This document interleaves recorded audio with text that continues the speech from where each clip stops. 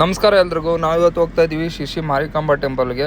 ನಾವು ನೋಡಿ ಈಗ ಶುಕ್ರವಾರ ನೈಟ್ 11 ಕಾಲು ಬಿಡ್ತಾ ಇದ್ದೀವಿ ಇಲ್ಲಿ ಬೆಂಗಳೂರನ್ನ. ಇಲ್ಲಿಂದ ನಮಗೊಂದು 8 ಅವರ್ ತೋರಿಸ್ತಾಯಿತ್ತು ಮ್ಯಾಪಲ್ಲಿ.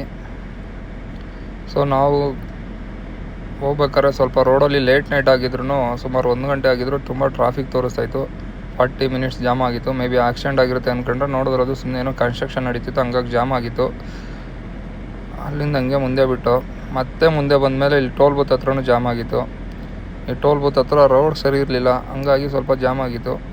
ಸ್ಪೀಡ್ ಬ್ರೇಕರ್ ಹಾಕಿದ್ರು, ಒಂದೊಂದು ಗಾಡಿಗಳಲ್ಲಿ ಫಾಸ್ಟ್ಯಾಗಿ ಸರಿಯಾಗಿ ವರ್ಕ್ ಆಗ್ತಿರ್ಲಿಲ್ಲ. ಈ ದೊಡ್ಡ ಗಾಡಿಗಳಲ್ಲಿ ಹಂಗಾಗಿ ಟೋಲ್ ಬೂತೂ ಸುಮಾರು ಒಂದು ಅರ್ಧ ಕಿಲೋಮೀಟ್ರ್ವರೆಗೂ ಜಾಮ್ ಆಗಿತ್ತು. ಅಲ್ಲಿಂದ ಹಂಗೆ ನಿದ್ದೆ ಬರ್ತಿತ್ತಂತ ಸಾಂಗ್ ಕೇಳ್ಕೊಂಡು ಮುಂದೆ ಹೊರಟು ಬೆಳಗ್ಗೆ 6:15ಗೆಲ್ಲ ಶಿರ್ಸಿ ಮಾರಿಕಾಂಬಾ ಟೆಂಪಲ್ ರೀಚ್ ಆಗಿ ಫ್ರೆಶ್ ಅಪ್ ಆಗಿ ಒಂದು 7 ಗಂಟೆ ಎಲ್ಲ ದರ್ಶನಕ್ಕೆ ಹೋದೋ. ನೋಡಿ 7 ಗಂಟೆ ಆಗಿದ್ರು ಇನ್ನೂ ಎಷ್ಟು ಬೆಳಕಾಗಿದೆ ಆಲ್ರೆಡಿ. ದೇವಸ್ಥಾನದ್ದು ಏನೋ ಜಾತ್ರೆ ಆಗಿತ್ತು ಅನಿಸುತ್ತೆ. ಫುಲ್ ನೋಡಿ ಸಖತ್ತಾಗಿ ಕಾಣಿಸ್ತಾ ಇದೆ ನೋಡಿ ಮಾರಿಕಾಂಬಾ ಟೆಂಪಲ್ಲು. ನಾವು ಮಾರ್ನಿಂಗ್ಗೆ ಹೋಗಿದ್ರಿಂದ ಸ್ವಲ್ಪ ರಶ್ ಕಮ್ಮಿ ಇತ್ತು.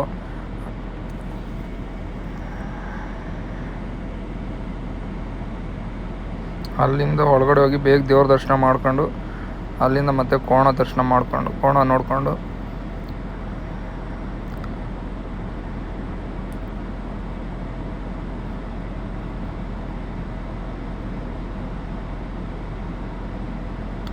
ಅಲ್ಲೇ ದೇವಸ್ಥಾನ ಮುಂದೆ ಇರುವಂತಹ ಇನ್ನೊಂದು 2-3 ಟೆಂಪಲ್ ಇದ್ದಾವೆ, ಅವನು ನೋಡೋದಕ್ಕೆ ಅಂತ ಬಂದು.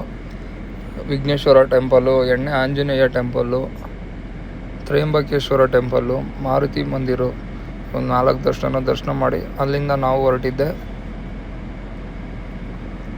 ಯಾಣ ಕಡೆ.